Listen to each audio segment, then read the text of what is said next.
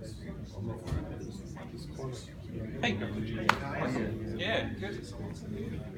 Thanks for coming. It was crazy. And then they realized that I already didn't start. Welcome, everyone. Can somebody get the back door, please? Just pull to. Thanks, Trent. Oh. Amazing. Great. Thanks for coming. We have a very interesting topic today at the Portfolio Community of Interest. I think this is one that is of intense interest for a lot of people around government. So we'll crack into it soon. I guess I'll just preface by saying that it's really necessary and valuable, I think, to be doing a lot of cross-agency investment to achieve desired outcomes across government, improve coordination between agencies, and ultimately deliver more integrated services to New Zealanders. But we all know that it is also highly challenging, and both in development and delivery. So today, we're going to hear two presentations on cross-agency investments that are in varying stages of development and delivery, and how they overcame these challenges, or didn't. Not sure.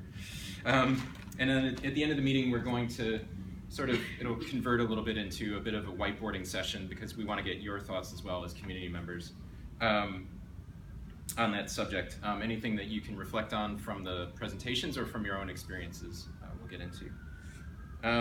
The aim, I guess, as always, with the portfolio is community of interest, is hopefully you'll come away with some useful ideas from today that you can put into practice in your EPMOs or PMOs. Cool.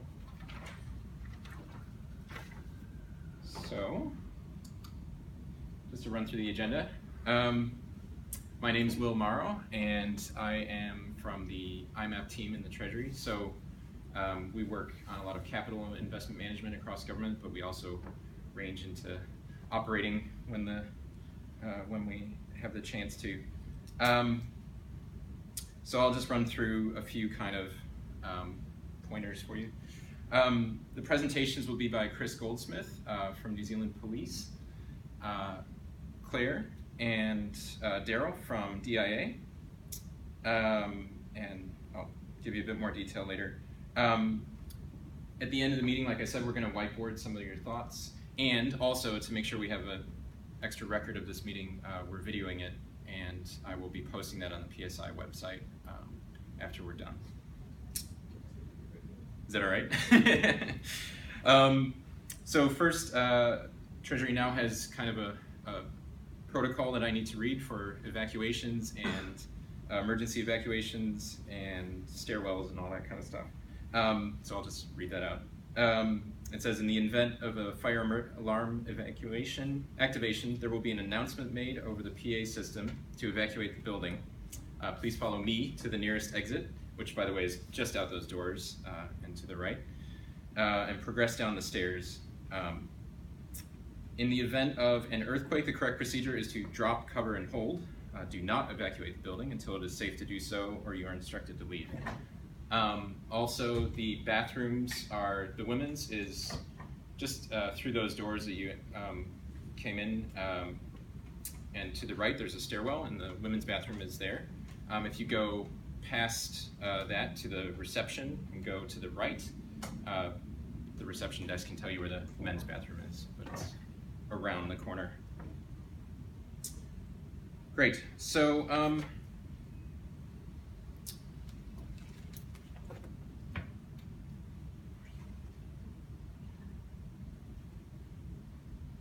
about that.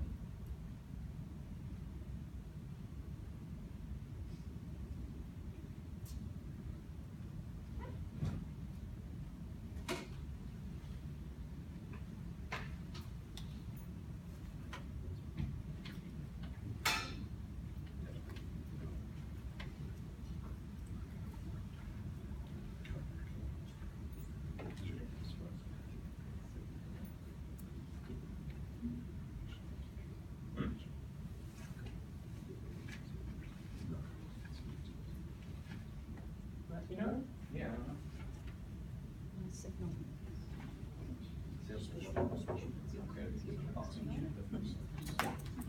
But that's not. Sorry, guys. 1 second.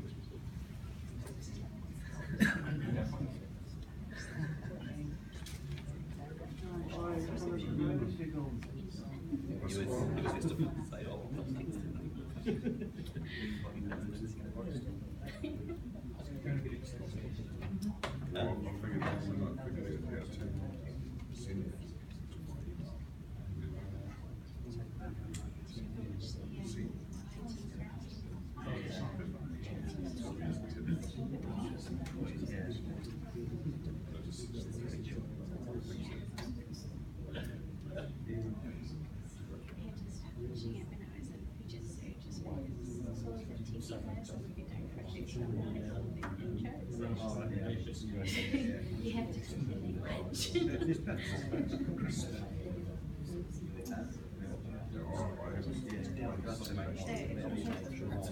Yeah. I'm just going to continue on for now. Help's coming. Yeah, help is coming. Right, so I was going to say that we have coffee and tea and biscuits in the back, so help yourselves.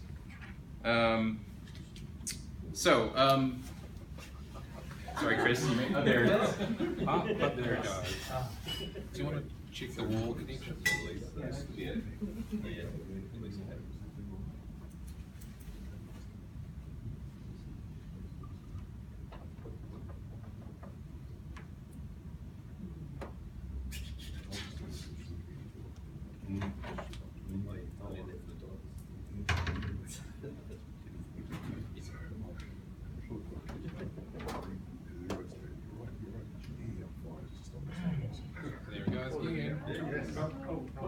No, You have definitely the cable. 1 second. Okay, jiggle the cords. Here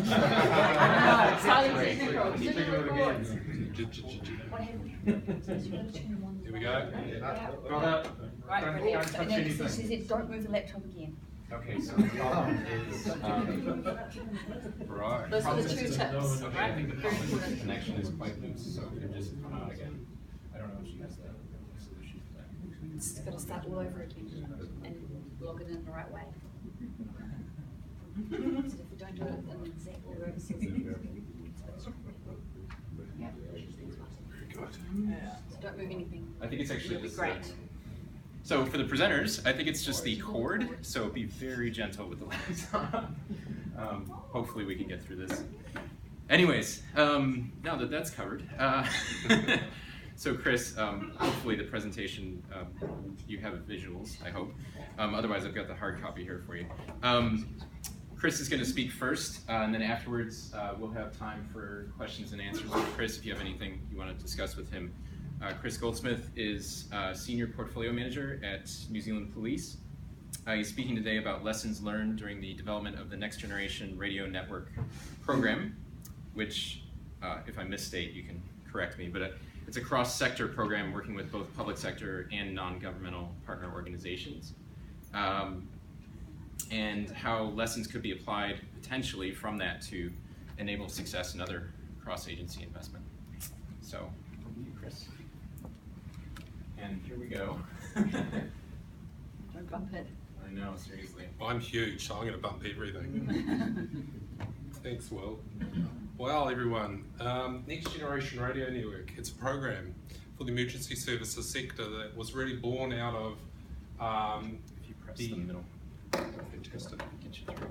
The ashes of an initiative that was around about six years ago called Whole of Government Radio Network, which was really born out of police's desire to upgrade from at that time, a 25-year-old analog radio network. So you're all familiar with radios, you know, these little block things with a big aerial out the top, and you see a policeman, you know, going Roger, Roger on them, and or a fireman or an ambulance officer.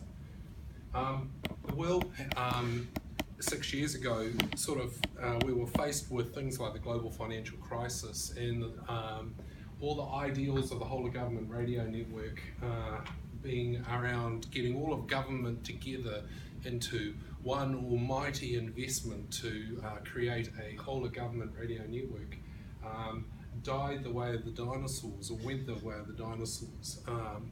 And really the useful learnings out of that was that it's very difficult to harness the investment intentions of multiple government agencies and get them aligned to one vision. You can have all the ideals in the world and all the righteous, intent, but the truth of the matter is it's too complex. So today I've been asked to talk about improving the quality and effectiveness of cross-agency investments, and I thought, well, where the hell do you start this one? And so in a minute I'm going to talk about establishment, so getting started and how to establish one, because out of our ashes from 6 years ago we were left with the dire need of replacing our radio communications. And what we've discovered in the intervening 6 years is it's actually not about radio communications at all. It's about critical communications. It's about officers and frontline staff and support staff as well, working with modern communications that allow them to deliver more effective outcomes or a better response for the citizens of New Zealand. So really, that's the guts and the impetus behind our program, and that is that Next Generation is really for a smaller scope of agencies who have a lot in common and came together last year with the support of our ministers to kick off a business casing process for an investment in that critical communications. You know, we jokingly call it the reliable network. Well, when you're faced with a guy with a gun, you're kind of dependent on it, so that's really the litmus test of this. So, the middle. Yeah, just the middle one. I don't know. Or you got to point it at the... Is that not working? Yeah, there you go. Okay, so here are the key drivers. So I'm going to give you a little bit of background on our program, and then I'll whip into these 5 lessons really quickly. We're faced with 30-year-old infrastructure where we ran out of the crystals that are in our technology about 3 years ago. That tells you how old it is. Our networks are incredibly fragile because just by sheer age, infrastructure ages and it's falling down. We're losing national capabilities that are provided by our commercial providers because they're all moving on and they're leaving what we're currently stuck in time using behind. So things like paging, you've seen recently, Spark wanting to decommission. And above all else, actually government's requiring us to improve the value for money, and we ourselves need to grow our capabilities to respond. Our communities require emergency services, more and more sophisticated responses. You know, it's no good, you know, an ambulance driver turning up and just picking you up and being a bit like a sophisticated taxi service anymore. You know, ambulances have to have paramedics. Paramedics have to have equipment that is integrated into the entire healthcare process. And how's that going to happen? That's going to happen with modern communications. So we set up this this investment strategy for a nationwide communications network, and we went to ministers and had a big discussion about this. And the guts that came back of that was that we were to cease owning infrastructure. We're in the business of policing, you know, doing ambulance and being firemen, not running radio networks.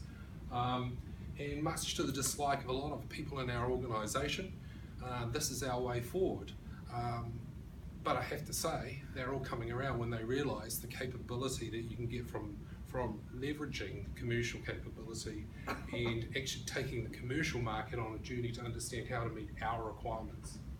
So, you know, simply we're after standards-based. We've got to get away from a big proprietary brick that costs $3,000 to something that your teenagers will carry around, and I do too. Well, something like this, an iPhone. You know, every policeman in New Zealand has one of these. Our move to this saved us half an hour with the applications we put on this. Every single cop in New Zealand had half an hour of their day saved. How many offenders do you think we were able to go out and catch, or how many burglaries we were able to respond to?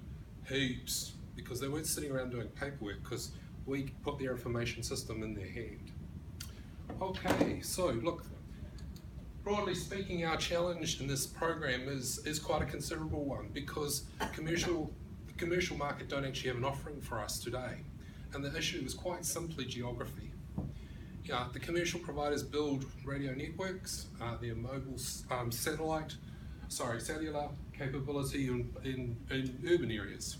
And as you can see on these diagrams here, we have to go to all of these areas where people go to play, like mountaintops. And how are we going to get there? Well, we're not going to get there by just one method. We're going to get there through a fusion of technologies.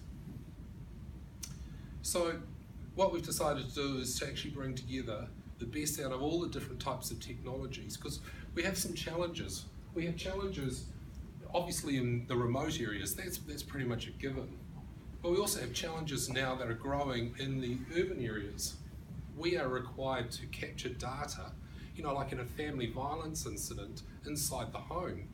We can increase by 3 times the rate of prosecution in a family violence incident if we capture the victim's statement in the home within 20 minutes.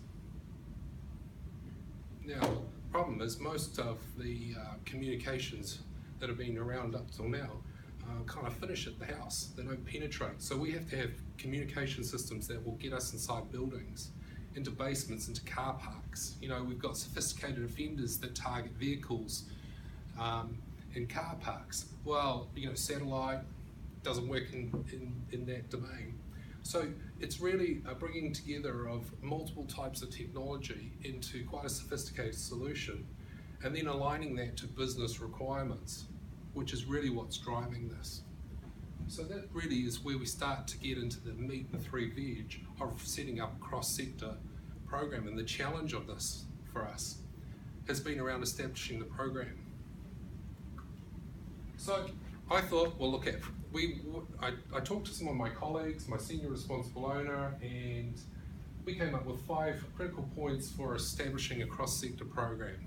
And might I add, I might sound a bit cynical at times, but people just don't get this stuff. This is all pretty simple stuff, but they get this stuff really wrong. So number 1, statement of direction. Before you go writing vast amounts of documents, justification to ministers and all the rest of it, get clear about what it is you're talking about. And a cross-sector program, if you think it's going to be a cross-sector program, do the simple stuff, like write down your vision, write down your high-level objectives, your drivers for change, any business needs, and a rough direction. And it doesn't have to be beautiful. We wrote a statement of direction, we sent it out.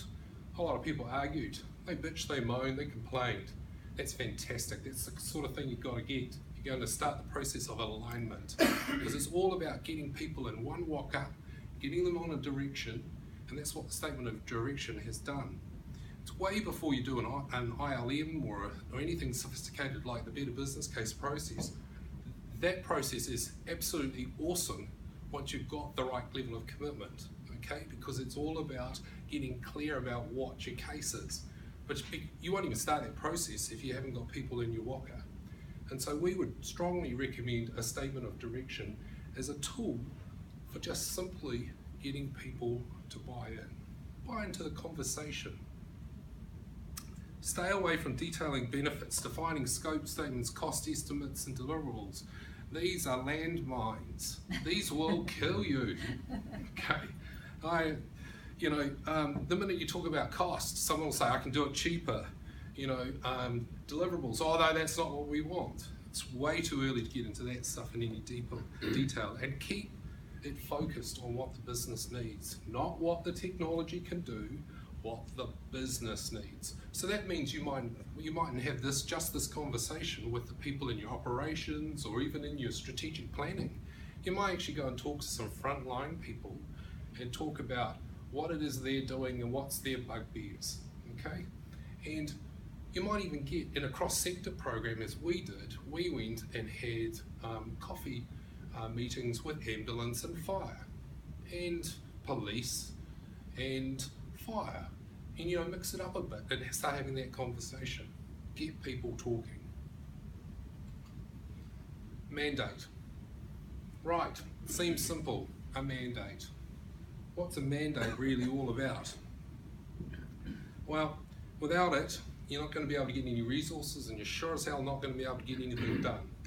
And it is our belief that the only way that we got this program back on track was when we got the CEOs from our sector, and it was a wide group beyond just the police commissioner, the head of fire, Paul Baxter at that time, and Peter from ambulance in a room. It included people like Chai Chua and the GCIO, Colin. You know, get a wide group in a room and have a peer level conversation about what the priority is to do this cross-sector initiative. You cannot move. You have nothing if you don't have their mandate. And get it written down and get it played back to them and get the words that they see as necessary. Because the thing that came out for us was they went, yeah, this has to happen. And oh, by the way, you need to do this, this, and this. One of them was, you need to go get some money from the ministers. You need to go and talk to this CFO. We will do it through police because you are the lead agency already, and we will deal with this issue around something to do with risk. Oh heck, what does that mean? They just made my life a lot easier. So, you know, don't be afraid to get them on the payroll of your program early on and get them working for you. You know, it doesn't matter what stage you're at, you know, you're going to have to maintain this mandate.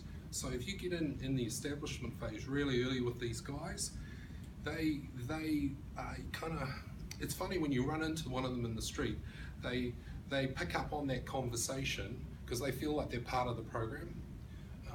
So, you know, I can't emphasize this more. Right, leadership. One of our major learnings in this is in establishing the leadership in the program was that if you're doing a cross-sector program, your governance model is going to look incredibly simple or incredibly difficult, and you will vacillate between those two polar opposites and go round and round and round and round until we come to a grinding halt. Well, I certainly did. And I think the reality was that in the end, what we discovered was that there is a process you are going to run in a cross-sector program to get yourself through a business case, okay, or deliver the outcomes for government, okay, in our case. And that is the senior responsible owner's sole, you know, accountability in this, okay? But there are a number of agencies who have signed up to be in your walker on this. Okay, and they are senior responsible owners, but we had to come up with another name. We called them agency responsible owners, AROs. And instead of the SRO, you know, if you've ever been involved in projects and programs, you know, the senior responsible owner is the sole person who's accountable for blah, blah, blah. We've all read the Prince MSP stuff. Well, the reality in a cross-sector program is you actually have a team of AROs, because these AROs, if they're at a senior enough level, they're reporting into that CE you talked to in the previous slide. And, you know, together with the SROs, they're the people who are going to provide the leadership on your program. They're the people, when one of the, you know, we have, you know, support issues from time to time with ambulance or fire or even within police, these are the people who we have to go to get things resolved. You can't go to the police, you know, agency responsible owner if it's a fire issue. You need somebody from within that agency. This model has been particularly effective for us, even down to when it comes time for going through, you know, like BBC process with the different, you know, we're doing the program business case at the moment, and today I sat down with Murray Mitchell, who's the agency responsible owner, and had almost the same conversation which I had with Cameron Brill, who's the agency responsible owner from St. John, you know, 2 days ago. You just go through the same conversation, but what you realize is they see things subtly differently, and what you're producing is a sector outcome. It's not a question of compromise, it's a question of getting it to fit for your sector, all of your agencies. And this is one of the challenges in this, and this is why it's a leadership team approach is necessary, is it's got to be good for everyone. Even the things which they take it on the chin and they say, well, you know, fire will never need encryption and security at the level police need, but we'll just sit through that and have that be part of the scope and won't pipe up and be annoying.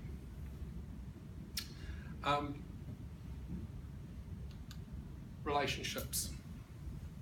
For those of you who don't live in glass towers, relationships are just completely the breath within your program.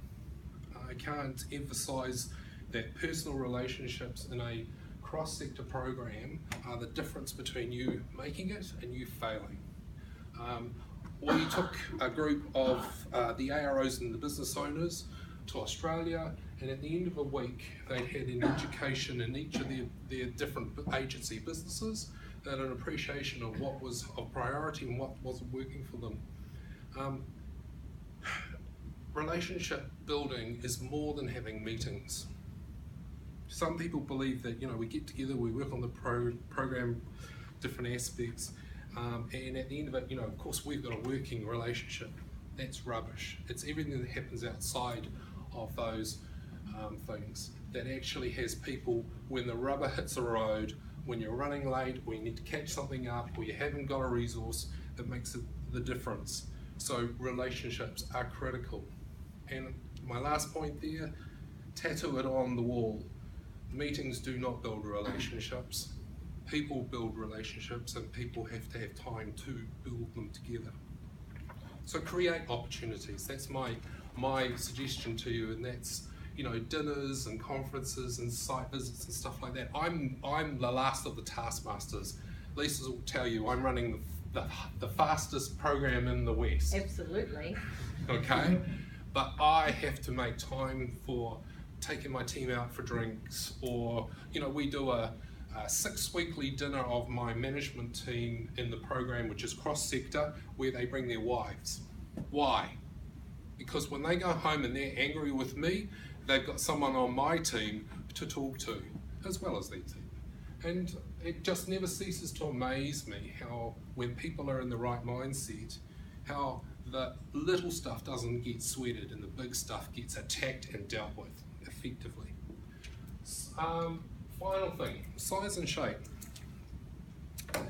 Take a lesson out of us with whole of government, you know, and I say at the end there, I say, leave boiling the ocean to those committed to failure.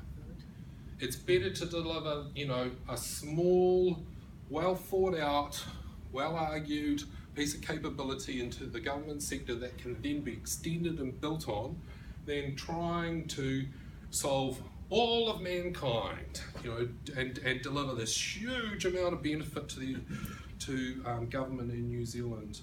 You will fail with almost immediate certainty. And we tried it and we failed.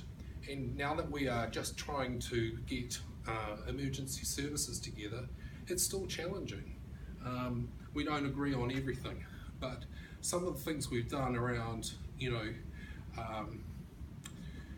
coming to an agreement as to what functionality will be within scope, what parts of the business, how far we're going to go in terms of coverage and all these sorts of aspects, really have to be boiled or folded back into this principle of 80-20. Keep it simple, look to take complexity out.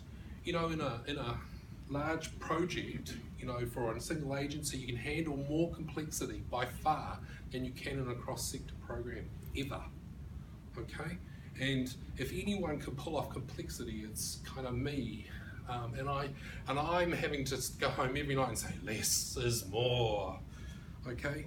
So the other point that I'd have to make around this that actually came up yesterday, and I thought about it with regards to this, is find out who else in government is doing something in this, and don't, for goodness sake, go and do what they're doing. We found earlier this year that MBIE's investment in rural broadband, there was a component there for extending mobile coverage. And we went, instead of putting that in our business case and saying that we're going out to build mobile coverage in rural locations, we actually got engaged with their process. And so now we're taking very much a stance of supporting them and being successful and changing out and shaping ourselves to do the bits which are pertinent to our business and building on what they're doing. My point is, don't reinvent the wheel, don't repeat it, don't have to be in control. Have a look at some of the other ways you can leverage what other people are doing for your advantage. So look, my last slide before we go to question and answer time, here's our timeline. We're a long-term program, as you can see. We're in the business case process at the moment. We'll do source and deliver halfway through next year. We'll start that. You know, our investment is probably in the region of $500 million. If you say it fast, it doesn't make the eyes water. And along the top of all of that, you can see in green there, we've got to keep our old crummy radio networks going. So we'll be pedaling really hard on that. And then eventually we'll start a process of migrating emergency services. Now you got to understand, we're not just handing out cell phones to officers. We've got to deploy mission critical type capability, stuff that's one notch less than landing an aircraft on. It's got to be that reliable. So there'll be a lot of testing, a lot of work that'll go into it. And we hope to be finished, done and dusted by 2023. So in 2023, your policeman, your fireman, your ambulance, should we be unlucky enough to have a Christchurch again, they'll have these devices. And if the battery goes flat on it and you, for argument's sake, have a cell phone, we can download the apps and different bits and pieces on there so that officer can continue their job. Because no longer will they be on a closed proprietary platform. They'll be a part of an ecosystem where you as a citizen exist and we exist as well. So that's it. Excellent. Thank you. Now we have question time, don't we? Yes, yes.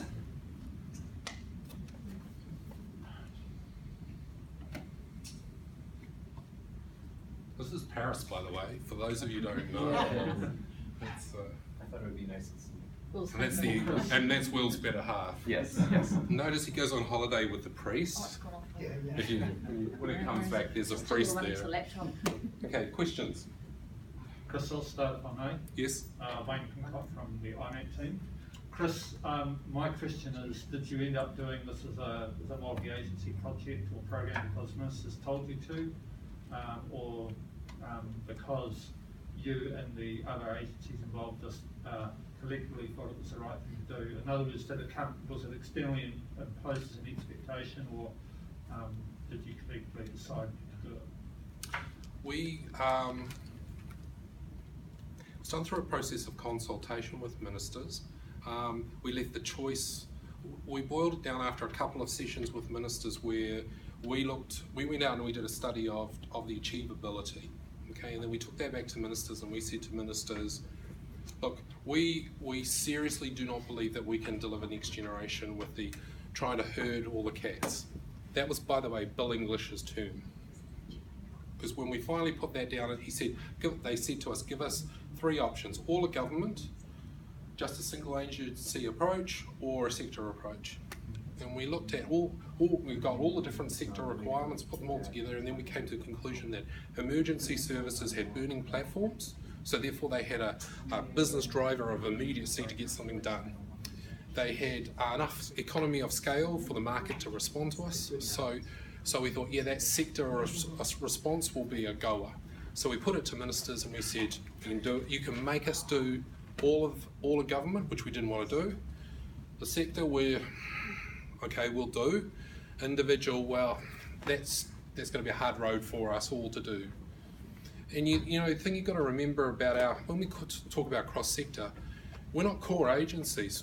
Police's, Fire's Crown entity, and St John and Wellington Free are NGOs. So, you know, it's not exactly an easy road to toe on that front. So does that answer your question? We decided and they said yes. Yeah. But you know, Bill English was very pragmatic in the end. He said, I actually just want something done. So if I sign up to this, will you get something done? And so yeah. And then like the week of them putting our paper to cabinet was the week John Key resigned. So having an enlightened minister is pretty important for the success of a multi-agency. yeah, definitely. We would never have got off the ground if it hadn't been for Judith Collins' push. Yeah, and Bill English too as well, but it's a bit difficult because he's one step removed. See, that's another thing we have a challenge in, is that we have 4 ministers who are our ministers for this investment. Not 1, 4. and getting any decision made is a big job for me. It's usually 2 months. So, yeah, bit of a challenge. Greg Lindstrom, I'm the portfolio manager in Army. Is Defence involved in this project? We talk to Bruce Emirali all the time. He's been through the whole WGRN journey. Our scope is limited to emergency services for the first, for developing the core capability.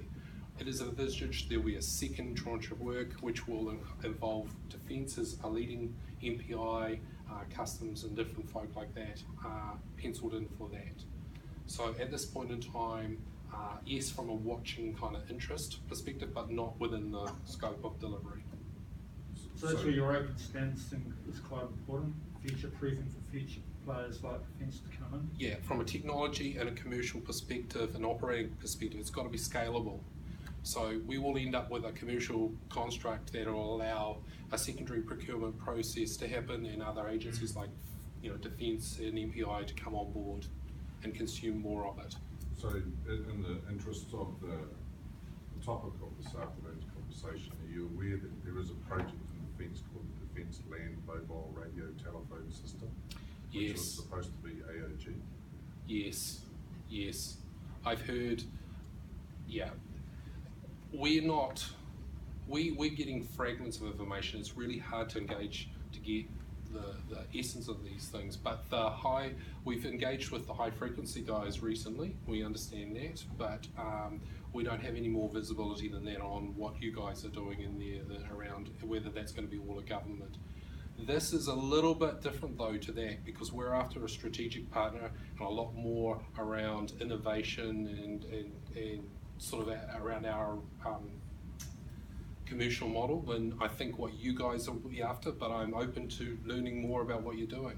Well, it would include things like having radio communications around Tekapō and around the training areas down there. Right. So there's a safety, so it's not a war fighting capability, it's a practical safety management capability that's needed. Great. So like putting things up on Mount John and Mount Stevenson and the Tekapō range. Yeah. So you've got coverage. I thought. Yeah. So what sort of capability is that? Is that a LTE or is that a traditional narrowband capability? I'll have to ask my mentor over there. I'm not a signals communications officer. Can I suggest you guys maybe? Yeah, we should. Confer Because that's one of the key differences here is that we're after a broadband multi-service capability in terms of what we're after. We've moved away from narrowband, which is the traditional radio. We're not solving the radio problem anymore. Radio is just for us. So in the interest of the intent of this, what I'm trying to understand is what I've seen is quite a big piece, and we don't seem to be connected. No, that's a fair conclusion. Yeah, So, yeah, happy to talk. How do we get connected? Come and see me. We'll come down and see you. Yeah, we've hooked into. I think you guys have a program. I've forgotten the name of it. We met with your program director, one of our guys, Ross. We didn't meet with him, but you kind of are years away from where we are at the moment. But it'll be interesting to catch up. So I welcome it. Please, let's catch up afterwards. I'm surprised. Yeah, okay. Yep. Hey, Chris, where are you on the technology front? So whether you look at it from a more laws point of view or the reality that in 2023 radio networks and frequency and technology will totally change. Yeah. How do you drive your program business case to allow that flexibility for onboarding, offboarding? Yeah. Good question, really good question. Whilst we are talking infrastructure and you're talking 15-year investment cycles around it, the reality is that more technology is coming on faster. So we have taken an approach whereby we have sought to flesh out an architecture, and we've chosen long-term evolution because long-term evolution is a architecture that is all about technology convergence. So things like Wi-Fi, WiMAX, satellite type technologies, LMR, digital LMR, which is land mobile radio for those of you who don't know, they're all converging into that architecture. And what you to boil it all down with, you end up with a core, which is like your brain, and then all your radio access methods, whether it be digital narrowband, whether it be LTE, 4G, 5G, 6G, 7G, whatever that's evolving, and so forth, they all integrate into it. Then really, so that solves it from a technology perspective, but the reality is that we're going out to market to buy it as a commercial service, so we don't want to own and operate, and can't own and operate. So that's an output specification. Yeah, so we can say, hey, these are the technologies and the philosophical approach we want to evolution, or they're going to be engaging with the market around finding ourselves a service provider. And part of the trick in there is really to find people who are committed to the different components of access and see what their commitment looks like to the roadmap of each of those components.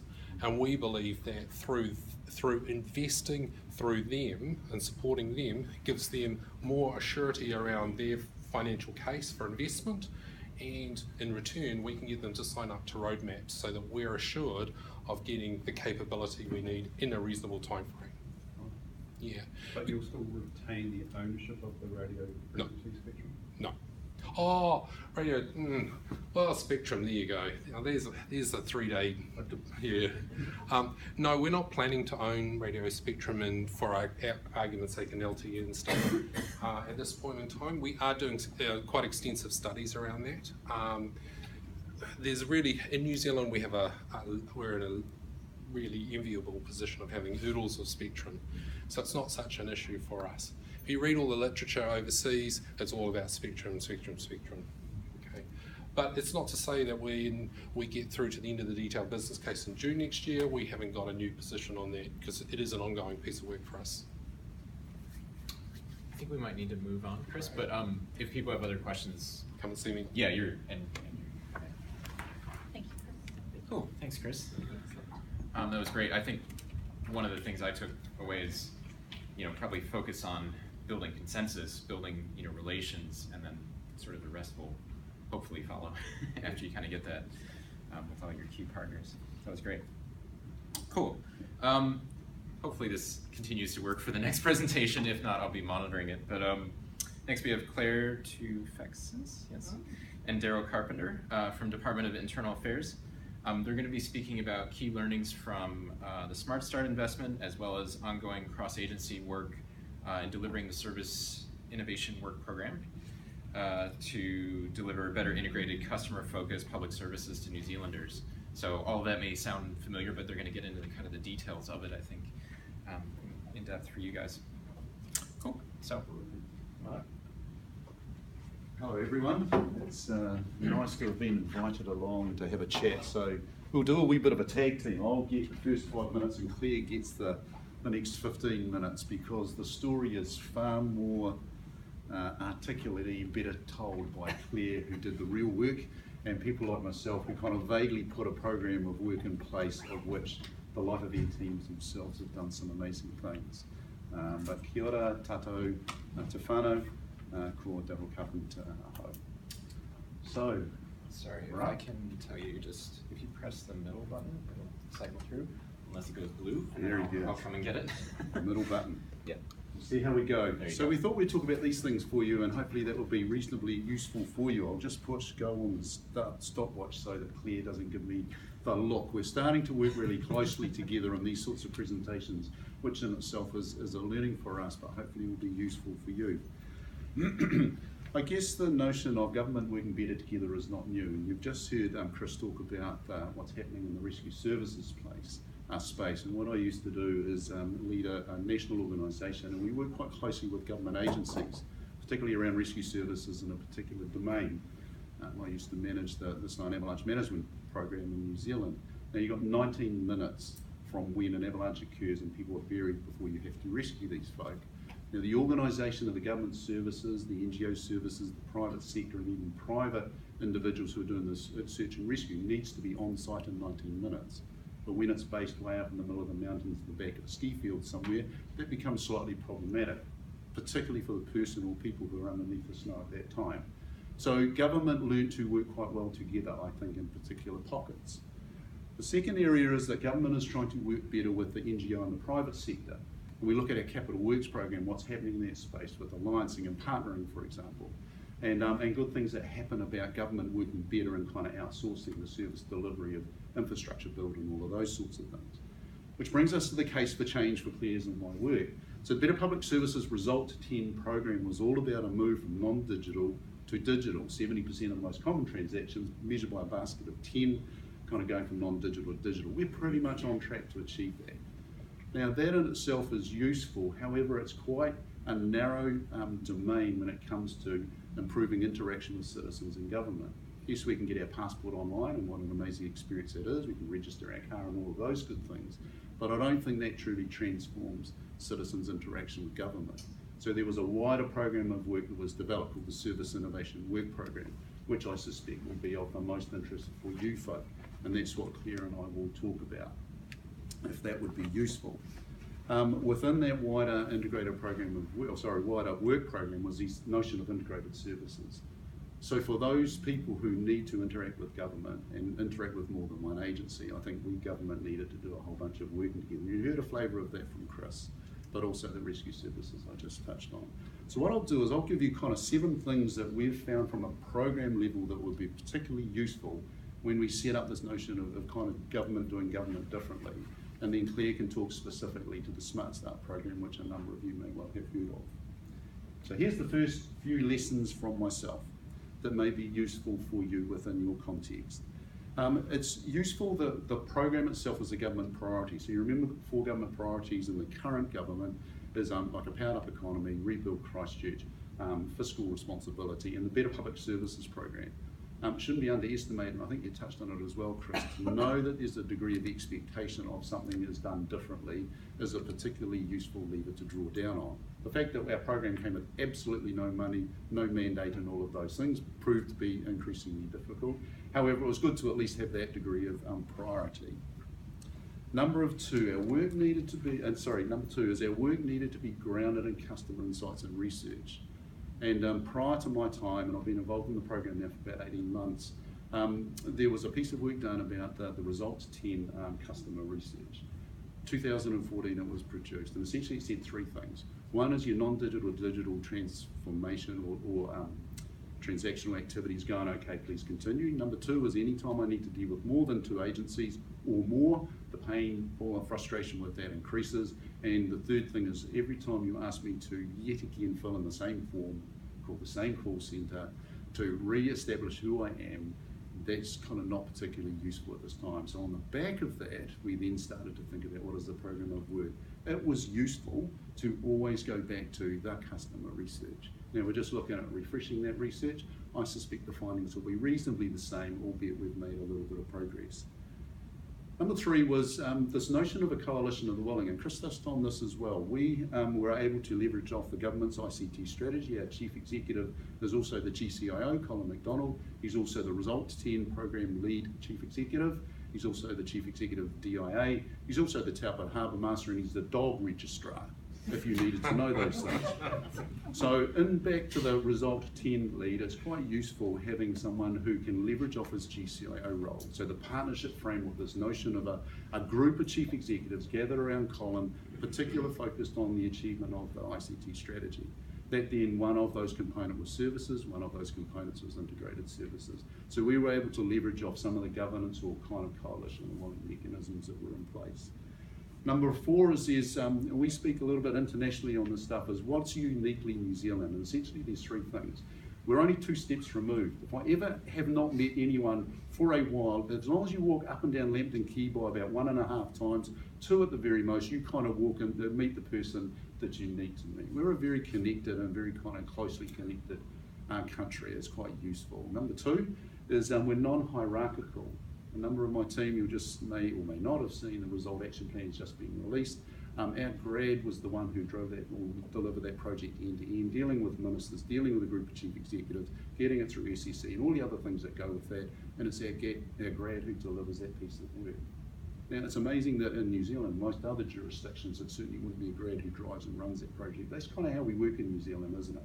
Right person, right job, with the right support, do amazing things. And I guess the third thing that I've got in there is we're innovative, and there's many stories about New Zealand and jet boats and all of those sorts of things, and Weta Workshop and all of those amazing things. So that's particularly useful. 3 more of these. The codes. One of the things that we've done within this program is the whole notion of co-design, co-deliver, co-develop, and all of those things, because if we set up a massive program of work to deliver what the Service Innovation Work Program is all about, then we were in danger of doing the work ourselves. So what we've done is we've turned the whole kind of operating model on its head. We've got about a team currently about 6 or 8, usually about 12 to 15 to actually deliver these pieces of work. And I'll talk a little bit about the operating model shortly. And the next one is the seed funding. Thank you so much, Treasury, or whoever it is that decided to come up with that notion. What that did is it allowed a whole new way of doing project, program, and I guess what governance and projects are all about. This whole notion of agile and sprints and all of those things that need to go with doing things differently. Because this program is not just about the integrated services themselves. We actually, as government, need to do government differently. And that included procurement and the whole way of doing projects and what that is all about.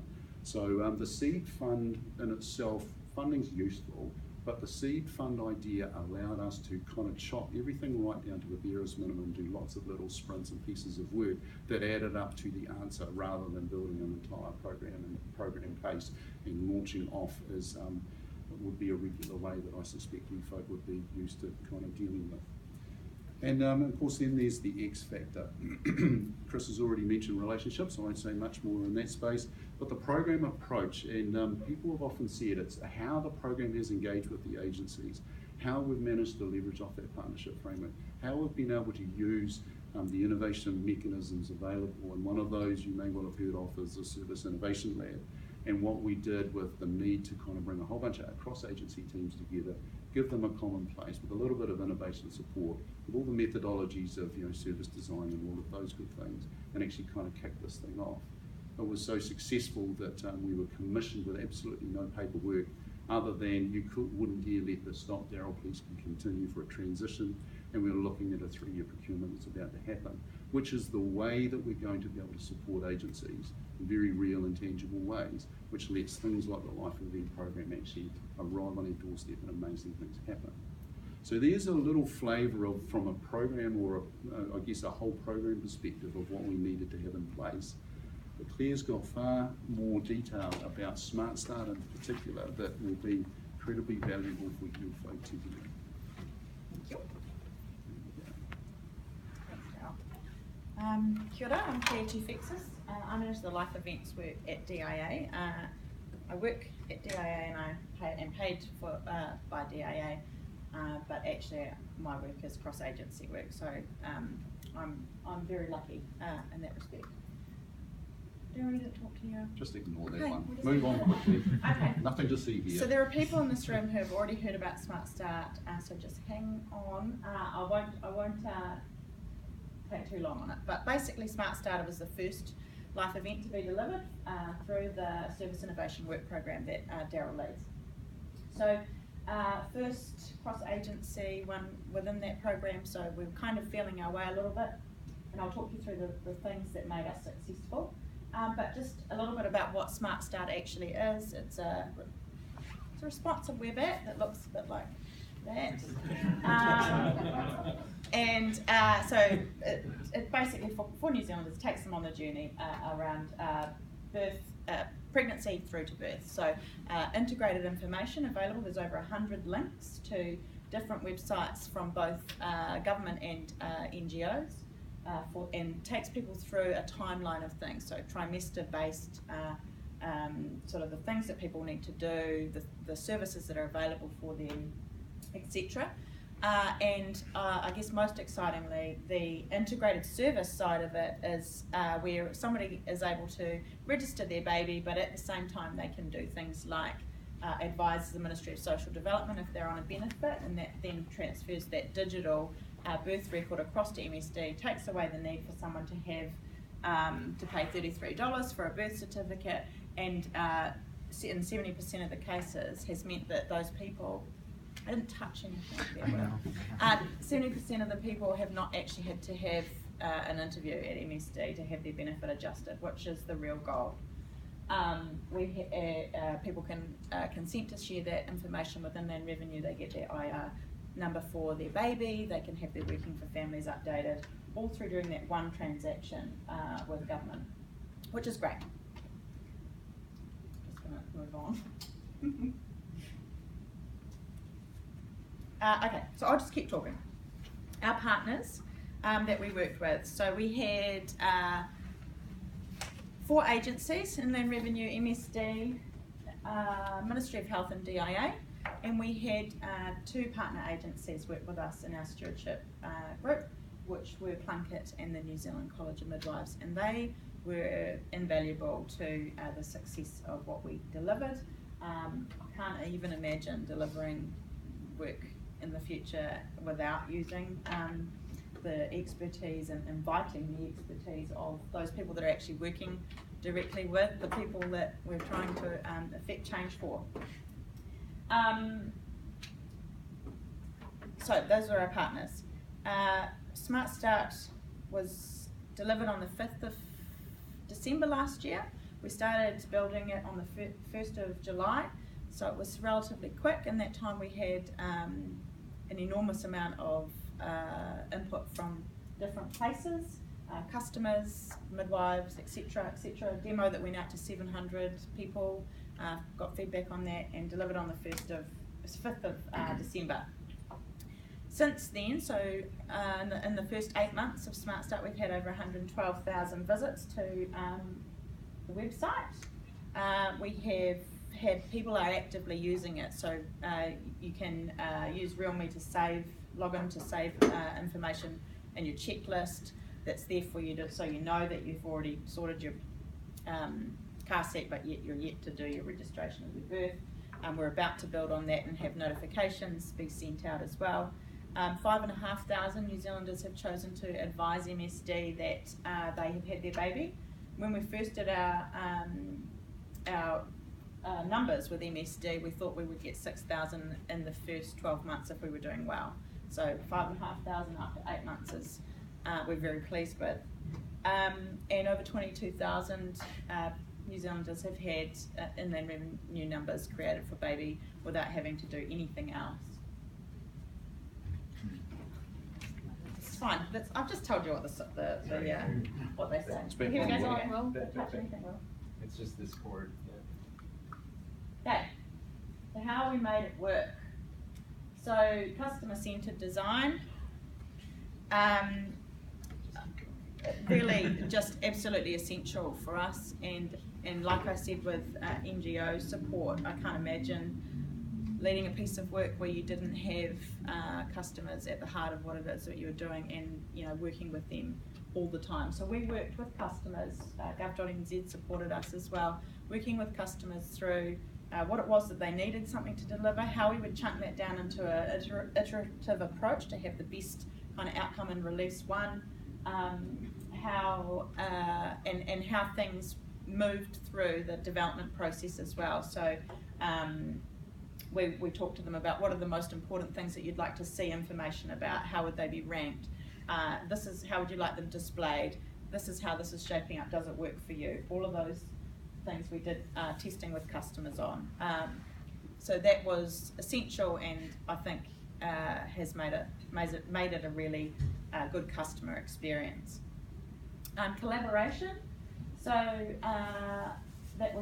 that's the next thing I want to talk about. So we had, just thinking about some of the things you're saying, Chris. Well, we have used stewardship group. So within our stewardship group, we have a SRO. So we have someone that is actually who's Jeff Montgomery, who's the Registrar General, making key decisions if they needed to be made by one person. However, the stewards from across the agencies were equally involved in that work. So Jeff only ever really used that authority if he ever needed to, and I'm struggling to think of any reasons for that.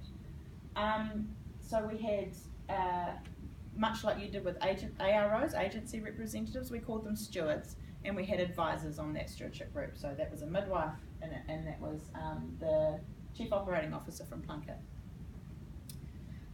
We developed alongside our EPMO at DIA a single source of reporting, and this was a really successful way for us to tell the story because we were moving very, very fast in a way that was appropriate for our team, our cross-agency team, our working groups, for our stewards and their managers, but also for our EPMOs and for Treasury. So we developed a A3 dashboard that I'd be happy to share with anybody, and it dealt with all of the things. So every 2 weeks we were delivering this new dashboard. So we worked in collaboration with our EPMO to put that together. So what were the key things that they needed to see? We were drowning in reporting, delivering an agile project. Really important. Really important that. Sorry, don't worry about it. Our time was spent doing things, not reporting on things, and that was really a goal for us to have moved towards one single source of reporting. And we did co-location where it mattered and where it made sense. So we had someone from MSD lead our procurement, and they came and sat at DIA in our team, and they were there leading the work. We had people supporting her to do that and to be successful. However, our procurement was very clearly led by our MSD colleagues. And we used collaboration tools, so things like Basecamp, all the documentation, no secrets approach, so there was nothing that we created that couldn't be put up on Basecamp for everyone to see. Agile mindset, we talk about the agile process, but actually the mindset's more important in my opinion. So that's, so the product owner, I was a product owner actually, but the agile methodology was something that I had to learn going into this project, and for me it's very similar to operational leadership, very similar. It's basically the same thing. So we did agile software development. We had a vendor, Catalyst was our vendor. We were making very clear trade-offs, so someone would come to me and say, oh, it'd be great if it did this, and I'd be like, well, we actually have to make some decisions here. I've got this much time and this much money and this much, and that's going to take that much, so how much of that would you like me to deliver? We were really clear about those things. And I guess one of the other things was we regularly shared our learning. So as we were going through, we did show and tells that cross-agency people were invited to. We did lunchtime seminars in partner agencies where the partner agency representatives, the stewards, were up there talking about the work that we were doing alongside us. So it was the one team approach basically, and that was really successful. I'm just thinking about some of the things you said. We went to conferences as cross-agency representatives. So I went to the midwife conference with my colleague from MSD, who was leading the work, and we spoke to hundreds of midwives together. But we also spent that weekend together ourselves, which was really great for our relationship. Jeff, our SRO, he put on drinks at his home. So it was things exactly like what you're saying, Chris, that really made the difference, and it meant that even when things got a little bit sticky, that we could fall back on the fact that we all actually quite liked each other, and that was a good thing.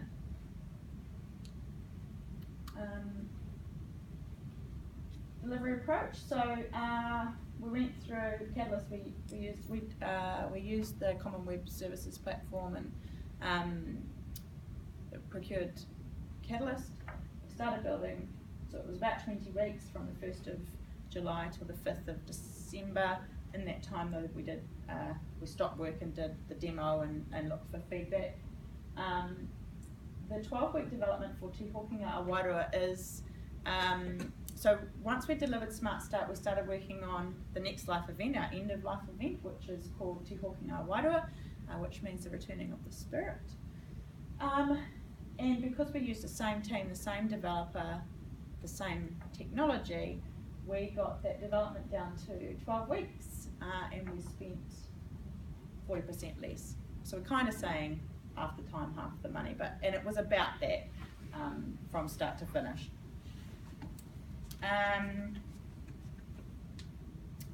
costs. So Smart Start, from a delivery development perspective, costs about $400,000.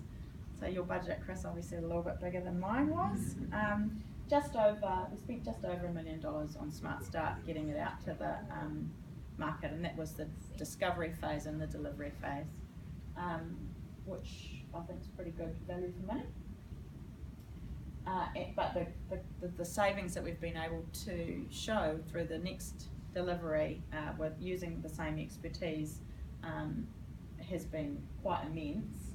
And I guess the thing is for us in telling that story is about if we lose that momentum because funding becomes difficult, then you start from scratch basically.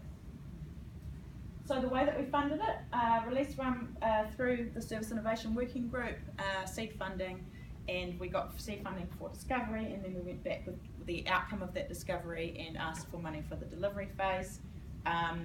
It was a very easy process in reality.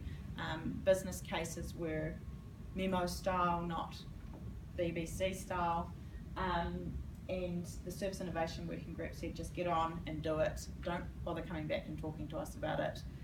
We're keen for you to be successful and we'll support you to be successful, but they just made it really easy. Release 2, so Smart Start, I guess the thing is we delivered it as an MVP, so your first iteration. The second iteration is spanning the next couple of months, so we're doing notifications. We've redeveloped the whole birth registration into a much easier and better customer experience that's going live next week. And we're doing services based on location. So working with Daryl's team to, if you're based in the Hawke's Bay and you're interested in birthing classes or breastfeeding classes or whatever they might be in your local area, then that'll serve up information to you about that.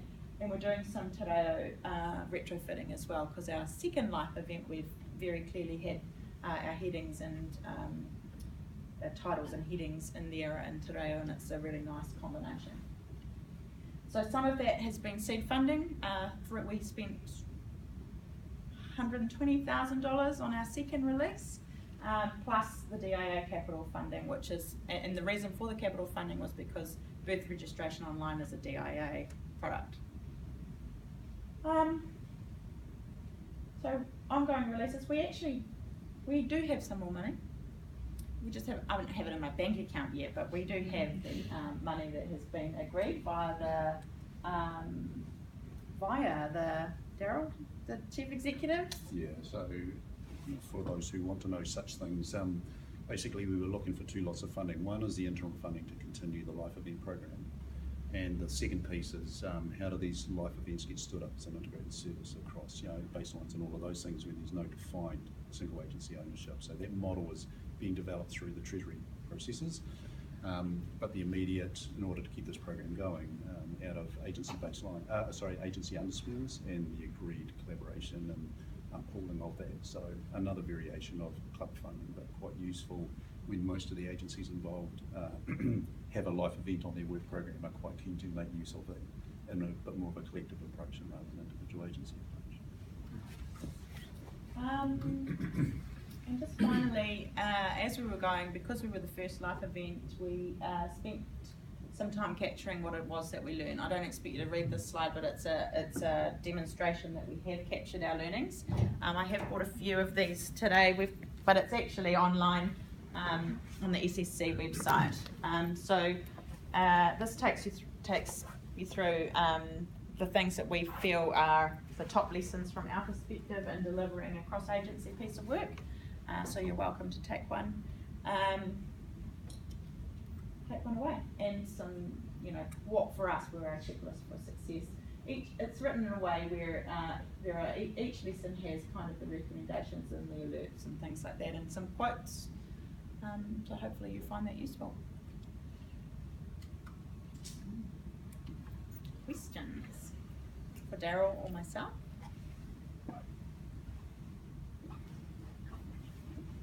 Maybe more for Treasury, but how far away do you think, the first question is the methodology, I guess both police and DIA have used to do integrated service delivery, the kind of a framework. how transferable is that to other agencies? Do you think we're far away from having some sort of integrated cross-agency framework we can all pick up and use? So part of this work was to do that very thing. So it wasn't just about an individual life event, and you just heard about the kind of key drivers from the Service Innovation Working Group, which is probably a reflection on why the funding came relatively easily, is the common components that we were building from one life event to another. So there's a life event program of 35 of these things. First 5, end of life, smart start, return to 65, transition to tertiary. In fact, on a crime life event, next tranches, maybe New Zealand is extended stay, get job, lose a job. So what's happening is those, I guess the CE group was very clear that this is not just about supporting an event, this was about providing us the mechanisms to do this in a sustained way, which may well then translate into some of the other cross-agency initiatives that aren't anything to do with our work program, because a lot of the technology components or process components, or even just how we've engaged with folk with these methodologies and using the Service Innovation Lab, we're all testing how to do this stuff better and a bit more joined up. So this is just the first of a clearly I've got the expectation that I'm building common components, not one-offs. Can I ask a question back? So I'm from the Treasury, Yeah. Stephen Goodman. I'm really interested in your question because obviously this is stuff that we want to foster and enable, and it's quite hard. And I just thinking there are lots of different kind of things that you talk about, you know, reducing harm for vulnerable children, or kind of some sort of grouping around a few streets, or what were you thinking about, and what sort of components of the framework were sticking, or of what people were talking about was sticking out to you? Just help me understand. Yeah, I think just in general there's challenges with integrated service delivery because you've got cross-agency stuff, you've got the cultural things, you've got the IT, the processes, the business practices, you've got the policy components as well, where something's precious to one agency, but not to another, so you've got that data sharing capability as well. And I know it's quite a big thing in itself, and I've kind of read some of that results here attending the CE group that's involved in it. I was just curious in terms of, is there some sort of framework that other agencies can follow, so when you pick something like this up, they can go and say, okay, here's how you do a life event thing, here's how you do emergency or kind of response thing. You can kind of pick those things up in case study and say, okay, here's what works and here's what definitely doesn't work. And I think that's, I just kind of heard, not reinvention between both of you, but it was things you've probably done and maybe weren't aware each other was doing them, but probably lessons to be learned from both. Claire's last slide was probably a really good example of that. So writing up the case studies was incredibly valuable. So the end of life is leveraged directly off Smart Start, as has victim of crime, as we're preparing for transition to tertiary and plus 65. And MSD driving that plus 65, TEC and education with the transition to tertiary. These are huge times in people's lives. So it would be madness if we didn't leverage that, and they're all looking to first cab off the rank. Poor old Smart Start, we cross the, have a go and see what happens. And for a long period of time, it wasn't looking pretty, and then things started to fall into place. But we're a system who's learning, and I guess that's quite nice about that. So we've been given permission to learn with an expectation of the service design and delivery in a different way, but also that it is replicated and I guess transferred on to the next multiple situations and contexts. Yeah, I read the case study, that's good. Yeah. Thank you. I guess I kind of have a similar kind of question, and I guess to you one as well, that one of the things that I've noticed when you look through a lot of the vote and the way we choose to fund stuff seems to be fairly functional aligned and fairly service delivery aligned. It's not change aligned. So we have a lot of organisations that are trying to be not just delivery organisations but change enabled organisations, but we don't actually have a funding model that seems to value change in the way that we're driving that forward. And so I would say is that, from a Treasury perspective, asking the other question, how do you see changing the way we're funded to value change and value innovation? Because there's obviously lots of people and lots of agencies that are trying to do it.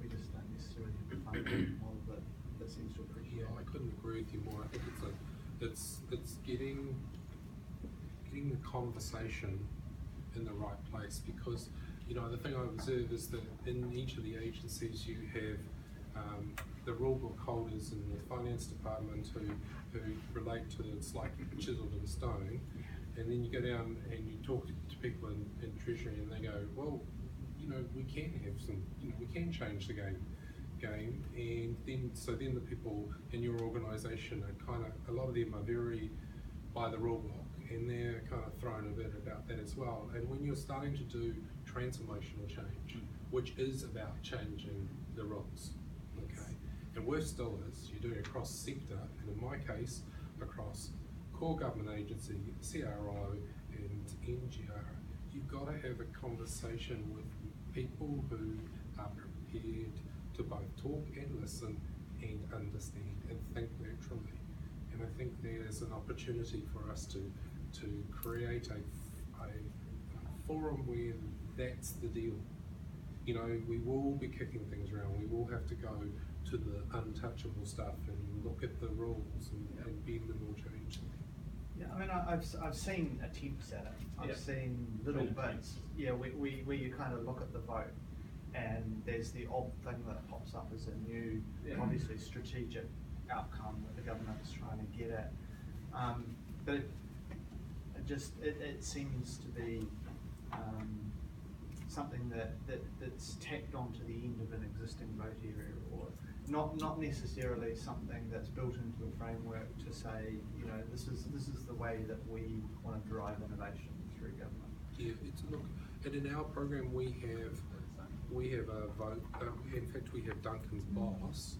So police as lead agents, our vote analyst, boss of our vote analyst, sits on our governance board, and he's in the role as a supporter. He cannot vote. He doesn't have a vote as such, but he sure as hell can provide us with some advice.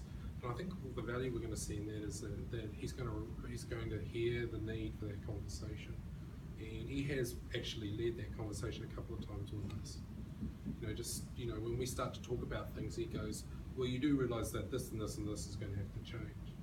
So we'll see if it washes out for us, because sure as hell we're going to have that conversation in spades. There's some sort of balance between trying to codify to the nth degree and having a framework that just gets an entrepreneurial sort of discussion started. And I think a lot of what you said before, Chris, about having relationships, that doesn't just mean amongst the participating agencies, but it also includes in the Treasury as well. Somebody who can go and make something unconventional happen. He basically says, come to me if you want a novel funding arrangement, and I'll find a way to make it happen, because we've got a culture of trying to enable change. So it's having that cultural mindset in those relationships. But I also do think there probably is room for frameworks, but they need to be fairly broad. If you try to codify all this stuff down, every situation is different. Yeah, I agree. It'll be boiling the ocean again. Yeah. I don't think codifying is the way, but certainly getting past the idea that novel is different and therefore it's bad. You know, novel is just novel, and we just need to think outside the box. So let's have that conversation. I think your question is really valid, because you know, from an operational perspective, we've delivered something. We did it low cost. Getting funding to do more iterations to make it better, more reusable, all those things was harder, wasn't it, Daryl? And Daryl's had to do an enormous amount of work around that. But we also have no operational funding for these new products. So what we have is an SRO, Jeff Montgomery, who is very invested in this work, and we're just really lucky that he's making it happen. We have very low costs from an ongoing operational perspective. We have a little bit of costs every month from a developer perspective, and then a little bit of AWS hosting costs. And then if that's all it was, so if I wasn't around and we let Smart Start just be what it was, then you know, you'd be talking about $150,000 a year or something. So we're talking about low cost stuff, but actually the ongoing cost for the life events is still something that needs to be sorted out, because it hasn't been yet, has it? Because you more or less said you funded off agency underspends, which well, that's through this time round. That's for the next iteration. Okay. We funded the delivery through the seed funding, and we're using some creative ways to fund it operationally at the moment. So I think we are talking a little bit at cost purposes. I understand what you're saying about needing to continue funding, and that's absolutely a valid thing. But specifically, I think I was talking about, so I'm from MSD, and I've been working with Pierre and some of the work that you guys have been doing. But there seems to be an increasing value placed on innovation, and there are some really good frameworks that allow you to manage the risk around innovation. We've learned a lot over the last few years, thinking across a number of different agencies about how you can manage risk with innovation. Now you fund the things you value. So if we value innovation, and if we want to be innovative across government, then we need to fund innovation in a very transparent and a very open kind of a way. So we need to take some of those learnings about managing the risk related to innovation and build that into the model, I guess is the point that I was trying to make, because we're very good at funding steady state value delivery that's known. We're less so focused on actually valuing and delivering innovation. And we're going to continually hit up against that unless we actually have some pretty open conversations. So the other thing I would say about that for you is that not only do we need to fund innovation, but we need to think about benefits to customers, to citizens, as important as benefits to agency bottom lines, in my opinion. And that's something, it's really difficult. Public value. Yeah. I think that comes down to the crux of where DIA. So I'm from the portfolio office in DIA. We have great fun trying to really identify and articulate what the benefits of the life events projects are in a DIA perspective, because we do host this programming work, and it's really difficult to get our investment to understand actually it's not a DIA benefit that we're trying to work here. We're trying to uplift all our skills and benefits, but this is an exception to most of DIA's work. It's a transformation project. It's a transformational program piece of work, and it's kind of like at the early stages of trying to get them to understand. And it's exactly my point. We're funded in functional silos. I mean, a lot of our things based on the fundamentals of Taylorism, right? It's kind of like you're really good in this capability, you're really good in this capability, you're really good in this capability, you're really good at that. So we'll fund you that way. But value goes across wise, and we don't necessarily structure. I mean, that's one of the things I like about the top 10 is that it was obviously a real statement to say, let's attack some of that. But the funding models have to be there to back it up. So I wonder if what will be useful in your context, EPMO and PMO world is, so one of the things that reason maybe we've been a little bit successful is that the factors that we talked about, well, we kind of didn't come from a government perspective. So strategy is delivery. So introducing that notion, we actually have to just do some things, test the system either as supporting and enabling that and accelerating that, or the system isn't. Now, we could write a paper about that. I could have written a paper about the continuation of the Service Innovation Lab for the next 3 years, and I'd still be writing that paper, and it'll take me 3 years to land that. Or what we could do is just start something and then bring a whole bunch of people into experience to actually test all of our procurement and all of those, Claire stepped through all of the things that we have to follow. And I need to employ people who run the government processes, because if I don't, I get our EPMO saying some less than kind things, as they should be. So what we're doing is we're trying to test by doing, so strategy is delivery. And the process of that would be tragic if we didn't capture those learning and therefore encourage the system to change accordingly. But our colleagues in Treasury have backed this whole program by saying we now need to explore what that sustainable funding model or governance model or ownership model, accountability, assurance, all of those things that is your world. Because if we don't do that, we will just have a whole bunch of great ideas with not the rigor and structure with spending of public money, I would suggest, demands. So but rather than writing the paper about that, let's do it through tangible, practical, having a go stuff in an experimental context, because experiments are allowed to fail. So if we get it wrong, we can always say it was an experiment, let's park that one and never do it again, because that's safe-ish within a government context, isn't it? What we've done is we've been given permission to have a go, and Smart Start and our end of life and victim of crime and then all these other life events give us the next iteration to have a go at developing these models, rather than just saying we now need a cross-agency governance and funding model appropriate for life events. Well, actually, why don't we use what we've got now and the challenges that are very real for DIA, but all those other participating agencies, to build the answer as we go. And that's been my recommendation, which I guess is why we've now got the permission to do the next tranche of this work. And we've got the underspend across the line. And our colleagues at Treasury are now dealing with that longer term sustainability question. It's quite a nice mix, I think. Yeah, it's kind of it's an alternative approach to the more, like, I don't have a choice, I have to do it top down. You're doing it really bottom up, and I've seen, with different common operating picture initiatives, people try with the common operating picture, which is to get coordination across emergency services. They try it top down, and they spend 5 years writing papers and filling out forms and trying to get some buy-in, and it was just rubbish. And then a couple of guys came along, got together from different agencies. Next thing you know, we've got all these benefits starting to come up from the ground, and the people going, what's happening? Oh, they're doing some common operating picture stuff. They're actually doing it first, as you say. Experiment, work it out. The benefits will sell it. Absolutely. Which is what you've done. But in saying that, we also need the traditional approach, because we need to know that agencies have got their processes, and we still need those big programs to still be challenged and challenging, because bottom up is fine up to a point, top down is fine up to the point, but if we can leverage off both of those, then we've even got a more richer story. It's not right or wrong, it's just different, isn't it? Yeah.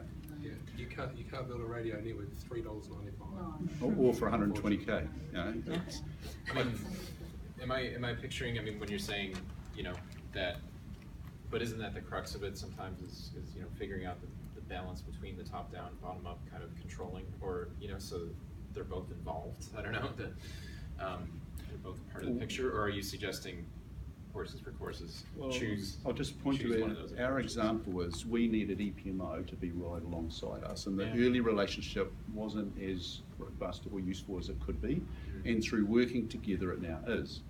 So there's it's not right or wrong, it's just a progress along a particular path.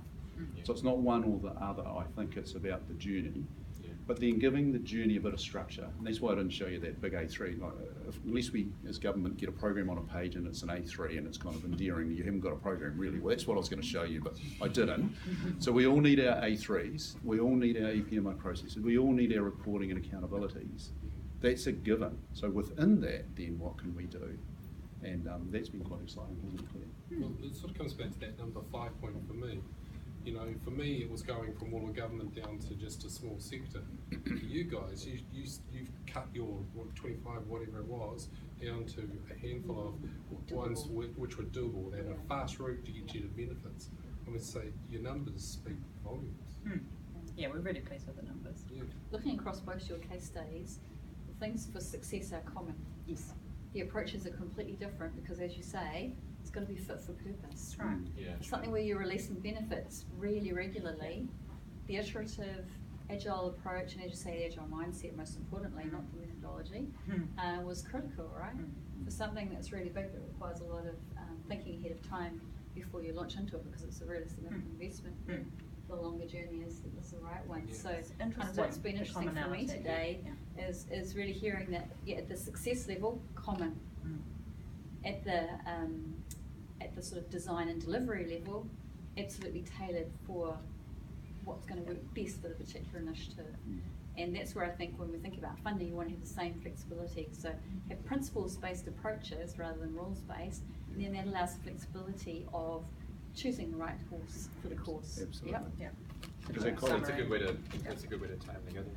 Yeah, well, a it's colleague just- from, because the MSD turning 65, and then the transition to tertiary from TEC and education, they may be different approaches, but using a whole lot of the common components and stuff. And we're kind of leaving it up to the participating agencies to do that. And the early discovery sprints kind of tease that out. Nice. Who should be involved? How should the customers be involved? When and where and Nice. whom? Yeah. What agencies? What NGOs? What central, local government? Doesn't really matter.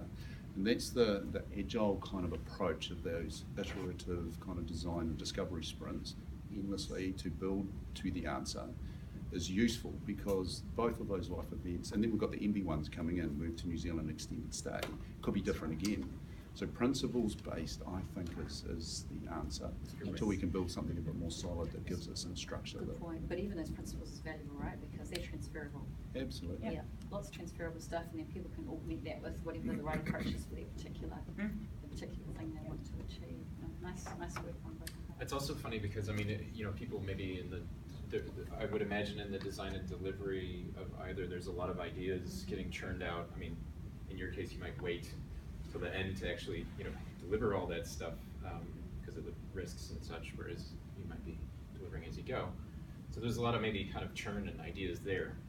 But interestingly, it feels kind of like in the initial sort of setting it up, agreeing to a common kind of vision, general principles and stuff is extremely important, so that you kind of want convergence around that, and then you can kind of figure it out in a flexible way beyond that. And Sounds neither of like you have that's sort boiled of the like- ocean. You've definitely started one stream at a time. There's that too, yeah. Just don't boil the ocean. Kind of a question that's probably a little bit tangential to what we're talking about here, but obviously getting something cross agency, across the line is a huge challenge in of itself. But what happens when that thing's in operation? Particularly where you've got different agencies providing components of something that the service is going across those things.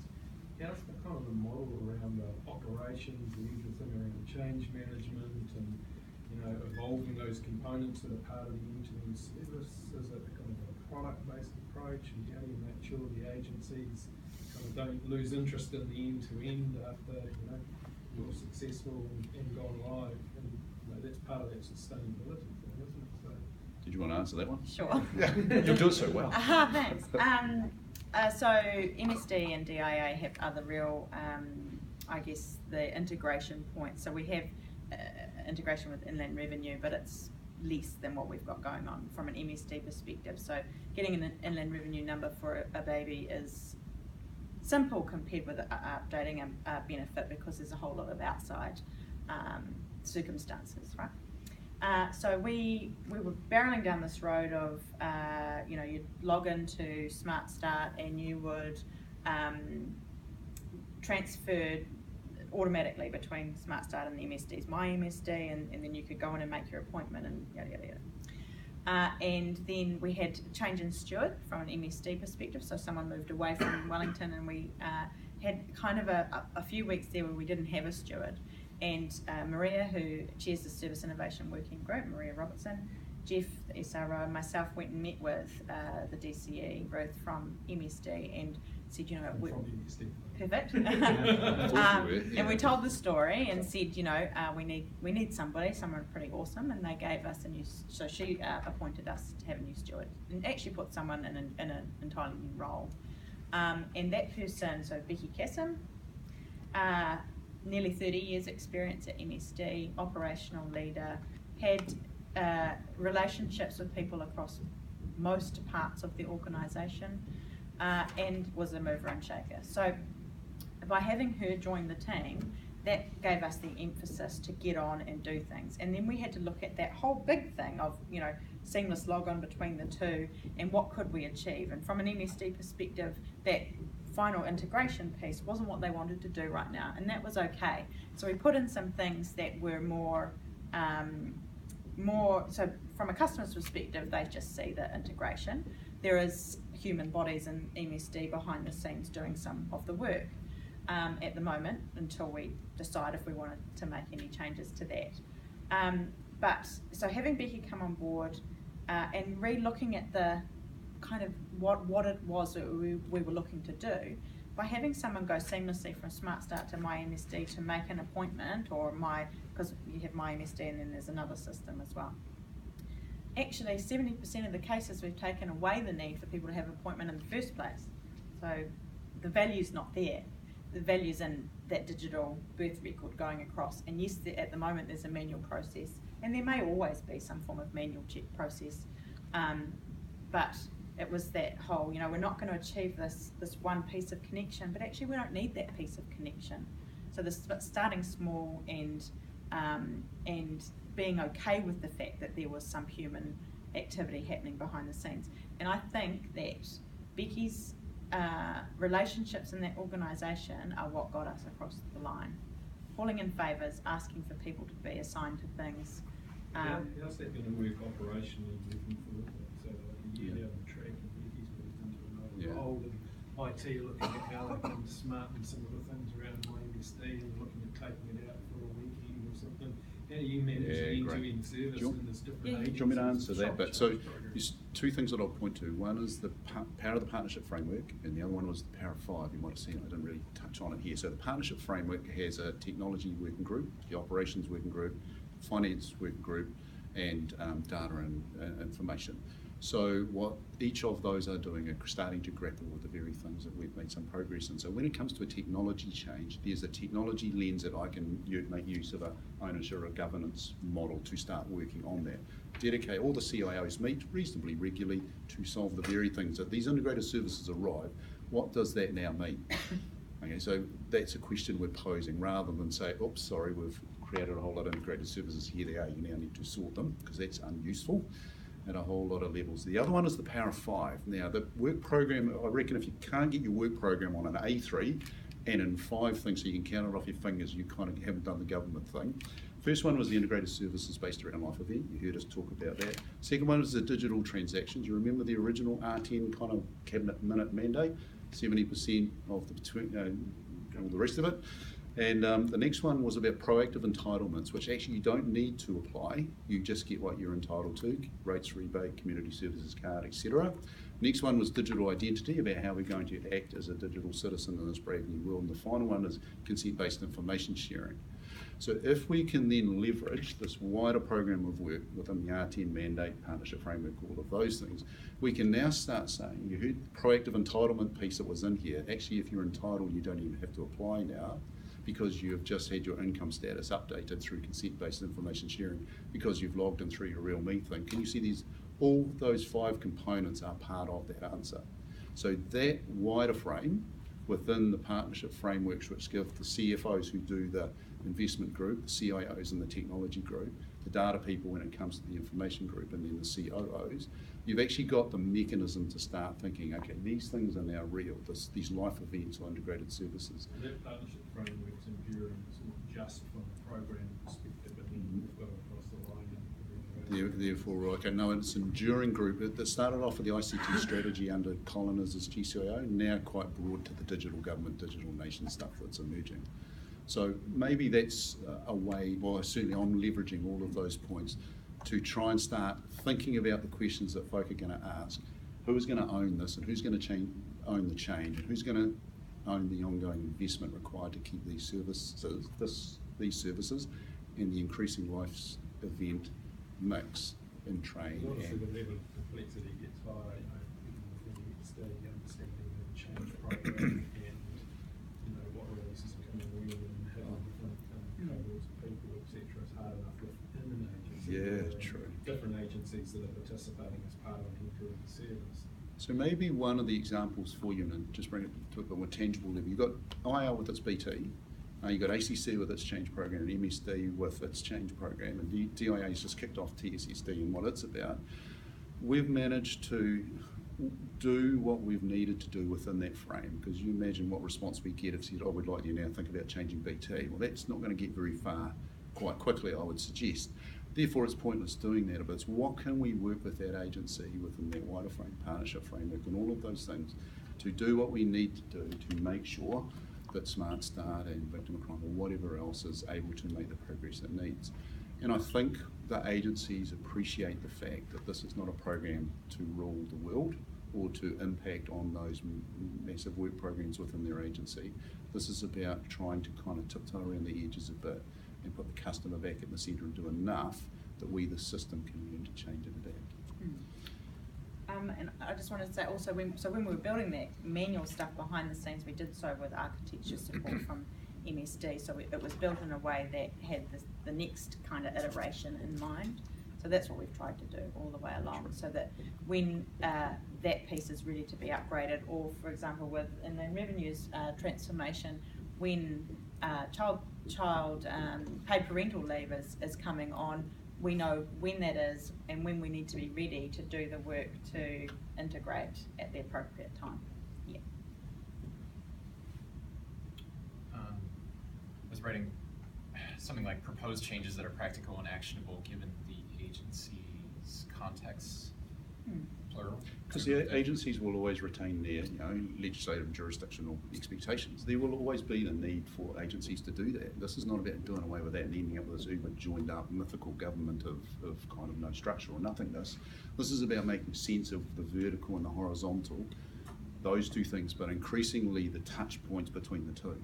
And I think that's where you as a community of practice have got a fantastic opportunity. One, to be speaking wisdom into that space, but in helping, I guess, ourselves to kind of make sense of that, because it's the interaction, connection point between the vertical and the horizontal that we are obviously playing, and therefore are starting to tease out new models and new ways of doing things.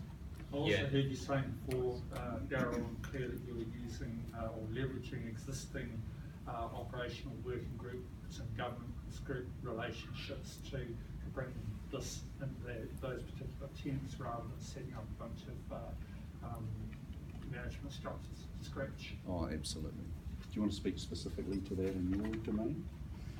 Sure. Well, so we had working groups across policy, comms, service design, architecture, so all the agencies involved, and that was where the doing happened for when there was integration points or comms strategies, and we were really low budget comms strategy, and then that bubbled up to the kind of the stewardship level. So my team sat across all of that, and then the stewardship level. So we make use of community as a practice in Yeah, all of those we things, do. because it'd be crazy if we set up, how do we grapple with, the vertical and the horizontal? Well, actually, that's what you folk, I suspect, are starting to now put your minds to. So we would make use of this rather than ever think of doing something contrary to or, despite that. Yes, and we encourage bilateral sidebars. If you ever need to talk across at any of these meetings, certainly have a word with your other agencies outside. But yeah, I think government could definitely get a lot more into the horizontal and helping. So it's great that you guys have tried to crack it on. Chris, I don't know if you, we did kind of morph into the kind of key learnings. I don't know, did you want to add anything further on the discussion? Any key points that you got out of this that you wanted to kind of emphasize? I've tried to put up some of your points. I suppose the one thing is that, projects and programs are fantastic, but we do have a finite duration which we exist and the world moves on, and often the outputs get left by, by operational organisations. And the thing I observe is that when you deliver across sector capability involving multiple agencies, often who's left to maintain that at a real practical level, the practical guy who turns up, the Joe and Janet who turn up, sometimes we forget that the same overhead regime applies to operations as it does to the project and program. It takes more effort. So, it's one thing to have a system talk, effectively out of one agency into another, and then into another. It's another thing to have, for argument's sake, the commercial MOU in place with the service levels and those expectations, which sometimes can take a couple of years to bed in. Well beyond sometimes the project or program has disappeared. And then on top of that, you've got a connection into some accountability at an executive level. If you've got a CIO across a CIO who in each organisation, and you miss one who sits there and denies all knowledge of this, potentially you've got a critical failure scenario, because he or she will just direct to do other things and won't get the necessary priority. And it does sometimes take a lot more effort around change, and certainly takes a bit more effort around evolution when you've lost all of the knowledge people or the business people were still fall out or want change and don't agree. So we just need to be, I suppose my message is, be cognizant of the operational challenge of sustainability. And that's kind of what I think Shane was driving in what I was meaning as well, operationally. You've got operational relationships already between BIA and MSD, for example, for data exchange and that kind of thing. And so plugging new initiatives into those to ensure that each other's service level needs are respected, and that change control is done in a way that it works for everybody. It's really important. Whereas if you're dealing with an agency that you've never dealt with before, none of those existing relationships already in place, danger, Will Robinson. So one of the things that we're trying to do is the secretariat role that I guess the Service Innovation Work Program receives from itself. So one under the RTN banner, but increasingly this is a target through, for RTN now, the 80% of the 20 most common transactions to 2021. So there's an enduring, I guess, secretariat and support function that exists within RTN. We broaden that then to the second secretariat function I perform, which is the Service Innovation Working Group, and supporting the Life Event program and their proactive entitlement, digital identity, all of those things that I've mentioned. Then there becomes a common connection point in just this very approach that we're doing. So in addition to what you're talking about, I think, within the operational activity, either a new agency or the next agency involved in the next Life Event, there's a common set of approaches starting to emerge through the secretariat support or the program itself, because this will become endearing, I suspect, forever. But you don't, in government world, you don't kind of promise the world and then at year 3 go, oops, we might have got it wrong. So there's a set period of time. And that's leveraging the Better Public Services thing. But what we've probably got that our colleagues in the radio network is about is it doesn't just stop. Smart Start hasn't just stopped, but the next one of the Life Events is moving on. So that's where we're hoping to able to kind of just help agencies to realise this isn't just one-off stuff. This is actually an enduring piece of work. How do we actually now work with agencies now that we've kind of got the first couple of examples live and working, and then create a bit more of a sustained approach to all of this? I think looking at different models you can apply across government, because it seems like for what has been developed, the kind of product line type model seems really appropriate. Yeah. And quite often what happens is when we start these things with small budgets, we get something out there that, oh look, this looks like this is really good, we build off it. We've never signalled the operational overhead to actually maintain, develop, keep these things fed and watering, and then all of a sudden it comes with a surprise that agencies are now saying, well, we need all this funding now to keep this thing running. Yeah. We've still got a program over here, because the other kind of typical scenario is you've got the next release, you've got the next Life Event. Oh, the program's developing the new, but we're also holding the current baby. Yeah. No pun intended. And you never get the thing really fully operationalised. One of the things that we did to combat that, and I talked a little bit about Jeff today, but he based my team and his team. So we weren't in an IT team, we weren't in an office anywhere else. I was in the office with my team amongst registration officers, amongst citizenship officers, and embedded as part of that operational team. So my colleagues are, manager BDM ops, birth, deaths and marriages, citizenship, etc. And so that whole ongoing operational stuff was embedded into the fact that we actually were all part of that team. So I think it's in our lessons learned, and I think that's really important. So we did call that out as one of our lessons. That's great. There's another one, and this may sound idealistic, but you may be able to play off the fact that you've got a number of different eyes on it. Different agencies can hold each other somewhat accountable. I know that's messy, but at least achieving the outcome, you're not going to kind of dance around it, because it's not a linear structure. You've got to actually, you can't really hoodwink people as to what are the ongoing costs, what are the ongoing deliveries. To a certain period of time. Yes, yeah. Saying, once the original people who were the ones who invested in it and got this thing across the line, after a while, once they disperse, then the interest kind of starts waning. Sure. Then you fall back to the executive who has an operational type thing, and they're like, all right, okay, I've got 47 things to consider at the moment, and you are number 48. Yeah. We've got to wrap things up, guys. Thanks very much. That was great. Quickly, forward agenda. September 29th is the next scheduled meeting.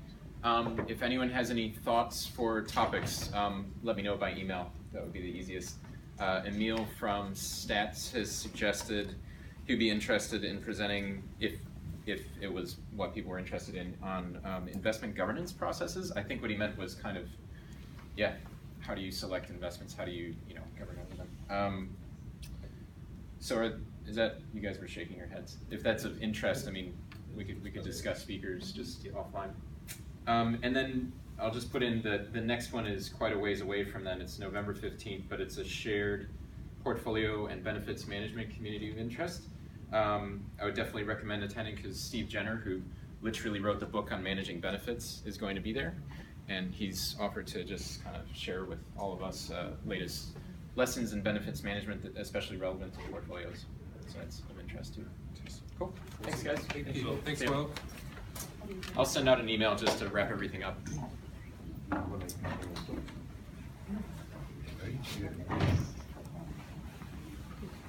Yeah, I'm all good. Thanks.